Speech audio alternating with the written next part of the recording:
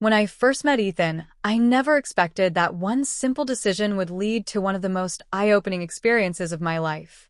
He wasn't someone I had known for very long, maybe just a couple of weeks, but there was something about him that intrigued me. He was charismatic in a way that made people feel like they were the only one in the room when he spoke to them. I was no exception. We first talked at a coffee shop downtown. I had been sitting with my laptop, finishing up some work, when he walked in with a warm smile that seemed to carry the sunshine with it. He wasn't overbearing or pushy. Instead, he leaned toward friendly confidence. When he asked if he could sit across from me since all the other tables were full, I said yes, without hesitation. That small choice became the start of everything. As days went by, we exchanged numbers, started texting, and eventually decided to hang out outside of casual encounters. Ethan had invited me to his apartment one Saturday afternoon. "It'll just be us," he'd promised. No pressure, just a chance to really talk without distractions.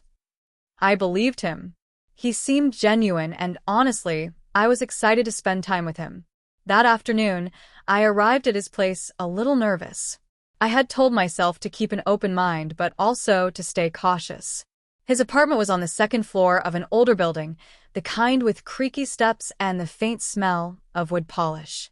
When he opened the door, he looked relaxed, jeans, a simple shirt, and barefoot, as if he wanted everything to feel casual and real. We spent the first hour talking, laughing, and sharing stories from our pasts. He told me about his high school football days, about his dream of starting his own business someday, and about how his family had moved around a lot when he was younger. I told him about my own journey, how I had been working hard to balance school and work, and how sometimes life felt heavier than I expected it to. There was comfort in the way he listened. At first, it really did feel like it was just us in the world. The noise of the city outside seemed to fade away, and I remember thinking to myself how rare it was to find someone who made me feel that way. But then everything shifted. It started with a knock at the door. Ethan glanced at me quickly, almost like he wasn't expecting anyone, but then he stood up casually and said, "Give me just a sec." I sat back on the couch, assuming maybe it was a neighbor or a delivery. But when he opened the door, two guys walked in like they owned the place. "Ethan, man, what's up?" one of them said loudly. The other followed close behind, carrying a six-pack of drinks. I froze for a second, not sure what was happening. Ethan didn't exactly look surprised. He smiled and gave them each a quick handshake, but then his eyes darted toward me, and I could tell he hadn't expected this situation to collide the way it just had. Hey," he said awkwardly. "This is Jessica." He gestured toward me as I stood slowly, offering a small wave. Both guys looked me up and down, not in a cruel way, but in a way that instantly made me feel like I was under a microscope. "Nice to meet you," the taller one said. His name, I would soon learn, was Ryan. The other, shorter and more energetic, was Kyle. I could feel the energy in the room shift. What had started as a calm, intimate afternoon was suddenly something completely different. Ethan's friends plopped down on the other side of the room, cracking open their drinks and talking loudly about their plans for the night, inside jokes, and stories I wasn't part of. I sat back on the couch, feeling like an outsider in what had become their territory.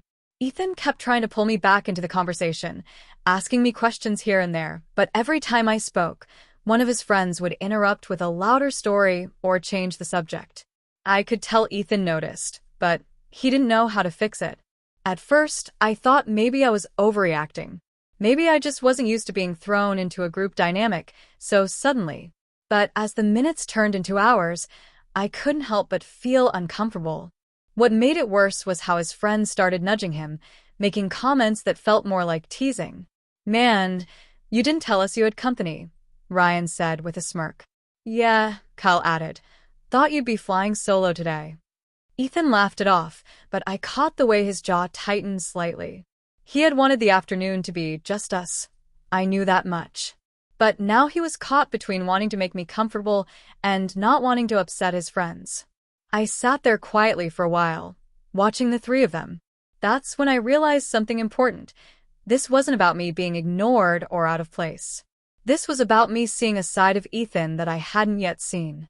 A side where he struggled to balance his own priorities with the expectations of those around him.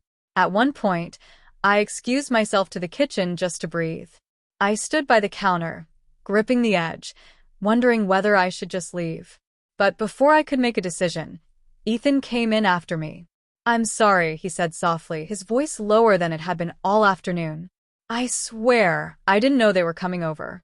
They just show up sometimes." I looked at him, trying to decide if I believed that. His eyes were sincere, but there was also guilt written across his face.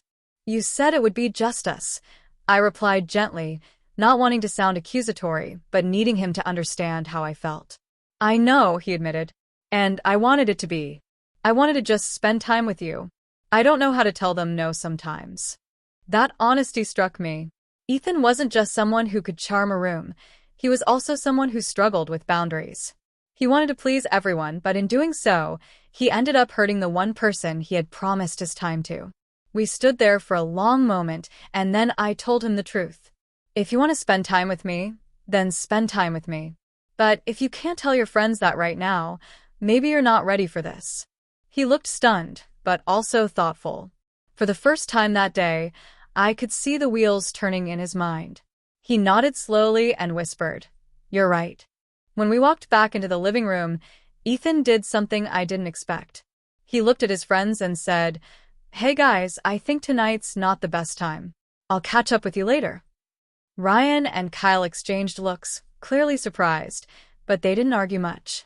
"All right, man," Ryan said, grabbing his drink. "We'll head out." Kyle shrugged, muttered something under his breath, and followed Ryan to the door.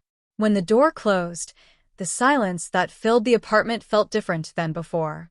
This time, it wasn't awkward, it was intentional. Ethan sat back down next to me, running a hand through his hair, almost embarrassed. "I don't usually do that," he admitted. "I know," I said softly, "but I'm glad you did." The rest of the night was quieter, more reflective. We didn't pick up exactly where we left off, but in a way, the shift made things more real. I had seen him in a situation where he was tested, where he had to choose, and even though it wasn't easy, he chose to respect me. That night taught me more than I expected. It taught me about patience, about standing up for myself, and about the importance of boundaries in any kind of relationship. Ethan wasn't perfect, none of us are, but he showed me that he was willing to grow. And sometimes, that's the most powerful thing someone can do.